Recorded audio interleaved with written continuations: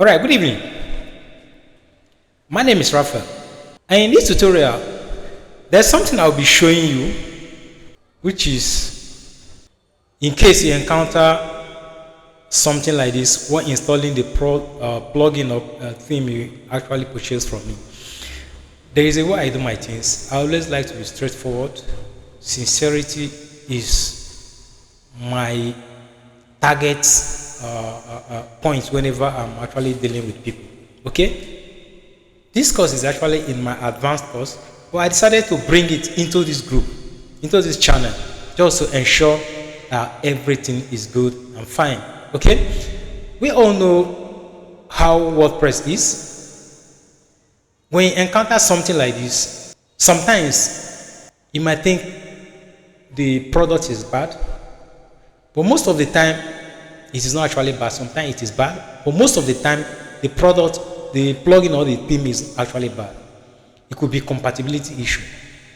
For instance, the latest WordPress version that you are using may not be compatible with the plugin or theme you intend installing, or the theme you actually intend installing is not compatible with the latest version of WordPress that you're actually using, or the two themes, maybe there's another theme in your WordPress site and it's not compatible with the new theme I actually want to install. So most of the time it's actually a compatibility issue. I'm not saying they are not bad theme or plugins, they are, but I can assure you that most of my themes plugins are 100% free and good. Now, when you encounter something like this, the only option you have is to chat your hosting company. But I'm here to save you all those stress. If you can chat your hosting company, good and fine. But if you cannot chat, like me, I don't chat them. This is what I usually do.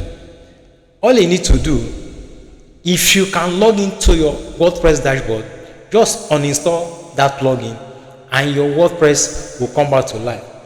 But in case you are unable to log into your WordPress dashboard, like you have something like this, most of it, 80% of when it happens like this, it actually log you out of your WordPress dashboard. What you need to do is to go to your dashboard, your hosting company dashboard, that your dashboard, your hosting account dashboard, right? I'm using Namecheap. Whichever way you are using, you should be able to know how to access your cPanel. I can easily go to my cPanel, but I just want to show you how it works. So once you are in your dashboard, I'm using Namecheap, click on this hosting list. When you click on hosting list, you come to this. Then click on go to cPanel. When you click on go to cPanel, it will bring you to the Subtacular app installer session. Scroll down. You see file manager. Click on file manager. It will open the cPanel for you. This is where all the files, the plugin, the themes, your videos, your photos, everything on your WordPress dashboard, this is where they are being installed for you.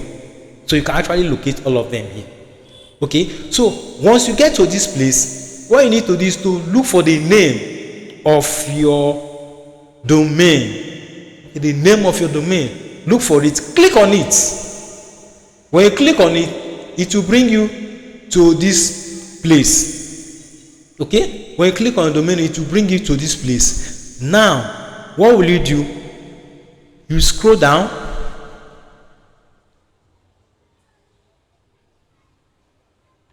to public HTML. Okay, click on it, double click on it. Okay, it will open these folders for you again. Then look for WP-content. WP-content. Okay, double click on it. Now it is going to open these folders again for you. When you get to this place, if it is a theme that you actually install that caused that thing, click on theme. But if it is a plugin, then click on plugin. In my case, I'm clicking on plugin. It is going to bring the list of all plugins in your WordPress dashboard. You should be able to know the name of the plugin you actually installed that caused that particular issue. Okay, now I'm going to use this Elementor as an example. So I'm going to right click on this Elementor. Okay, just right click on it, click on rename. I want you to use this. Don't be scared. I want you to go through this route. Like me, that I'm advanced, so I already know the name of the plugin that I install. I usually just go straight and click on delete the plugin. But in your own case, I wouldn't say you should delete it. Just rename it. Click on rename. Okay, just add something in the front of this your Elementor. I'm going to add Elementor 1. Okay, then click on rename. You can see the Elementor has been changed to Elementor 1. If you refresh your WordPress dashboard, definitely your website will come back to life. I hope this tutorial was helpful. If you have any other question, please chat me up and I'll do my best to respond to you. Thank you very much, and God bless you.